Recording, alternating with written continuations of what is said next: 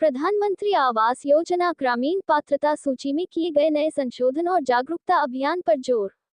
प्रधानमंत्री आवास योजना ग्रामीण, जिसे भारत सरकार द्वारा चलाया जा रहा है, का उद्देश्य ग्रामीण क्षेत्रों में सभी बेघर और आवास विहीन परिवारों को पक्की छत प्रदान करना है। योजना के तहत पात्रता सूची तैयार करने के लिए नए सिरे से सर्वेक्षण कार्य कराया जा रहा है ताकि सही लाभार्थियों को इसका लाभ मिल सके। इस संबंध में जिलाधिकारी रमेश रंजन ने मीडिया कर्मियों को जानकारी दी और योजना के प्रचार प्रसार पर जोर दिया।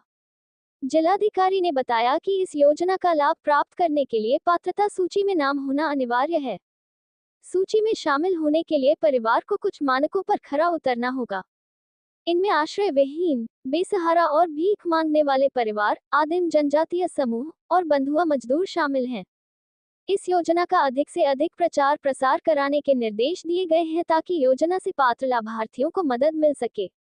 साथ ही ग्राम पंचायतों में सार्वजनिक स्थानों पर वॉल राइटिंग के माध्यम से योजना की जानकारी दी जाएगी।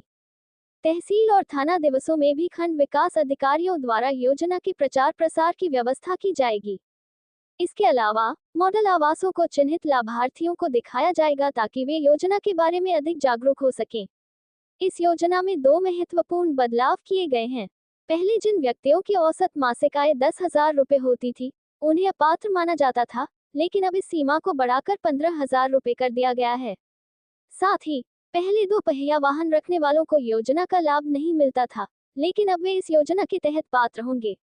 हालांकि मोटरयुक्त पहिया या 4 पहिया वाहन रखने वाले अब देखिए, पात्र रहेंगे। प्रधानमंत्री आवास योजना जो ग्रामीण है, उसमें 2024-25 से लेकर 28-29 तक के लिए जो लाभार्थी का नए लाभार्थियों का चयन होना है, उसके लिए आज ये आप लोगों के साथ मीटिंग की गई थी। तो उसका मेजर पर्पस है कि जो आवास प्लस सॉफ्टवेयर है, उस पे अब नए तरीके से फ्रॉम स्क्रैच ग्रामीण जितने एरियाज हैं वहाँ नया सर्वे होगा। सर्वे करने के बाद इनका सॉफ्टवेयर आवास प्लस बना हुआ है, उसके माध्यम से रजिस्ट्रेशन होंगे, ऑनलाइन होगा। तो जो हमारी टीम मौके पर जाएंगे, उसमें सचिव होंगे, प्रधान होंगे, जिले अधिकारी और भी लोग उसमें ड्यूटी लगेगी। इनके द्वारा अगले 2 महीने में पूरा सर्वे किया जाएगा। कोई बदलाव है पिछली और उस सर्वे करने के बाद जब डेटा सॉफ्टवेयर पर आ जाएगा, फिर ब्लॉक की टीम उसको वेरीफाई करेंगे जो इनके पात्रता के नियम को देखते हुए। तो पिछले जो प्रधानमंत्री आवास ग्रामीण था और जो नया अभी लागू हुआ है, इसमें मैक्सिमम नियम पुराने ही हैं, बस 2 चीजें और रिलैक्स किया गया है। और पहले 10,000 रुपये से ज्यादा इनकम किसी का अगर मंथली था, तो वैसे लोग अपात्रता की श्रेणी में थे, बट अब 10,000 से बढ़ाकर पर मंथ का जो इनकम है वो 15,000 रुपये कर दिया गया है। तो इससे काफी लोगों को राहत मिलेगी। इसके साथ ही जो दूसरा बिंदु था पिछले बार, कि जो 2 पहिया वाहन थे, बेसिकली बाइक जिनके पास था, वो लोग इनएलिजिबल हो रहे थे। तो अब 2 पहिया वाहन को वहां से हटा दिया गया। जिसके पास 2 पहिया वाहन अगर है, सिर्फ 2 पहिया वाहन है, वैसे लोग अभी भी पात्र हैं। अब पात्रता के लिए लगभग 10 कंडीशन है, वही पुराने हैं, 2 चीजों को रिलैक्स करते हुए। जैसे अब मोटर युक्त तिपहिया या चौपहिया वाहन जिनके पास होगा, ये अपात्र होंगे। 50,000 रुपया इससे अधिक का क्रेडिट कार्ड अगर किन्हीं का है, उस केस में होता है। जिनके यहाँ कोई सरकारी आदमी नौकरी में काम कर रहे हो, 15,000 रुपये से ज्यादा का मंथली इनकम हो, इनकम टैक्स पे करने वाले हों, या और बाकी जो 2-3 चीजें हैं, ये बाकी लगभग वही है। सिर्फ 2 चीजें चेंज किया गया है। एक जो हमने पहले भी कहा था कि 15,000 रुपये से ऊपर जिनका इनकम है, उनको अब अपात्र किया गया।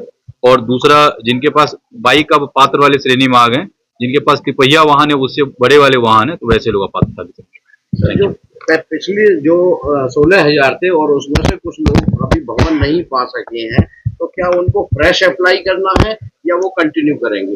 उस 16,000 की सूची में 100% गवर्नमेंट सेचुरेट करेंगे। उसमें अगर कुछ जगह 30-35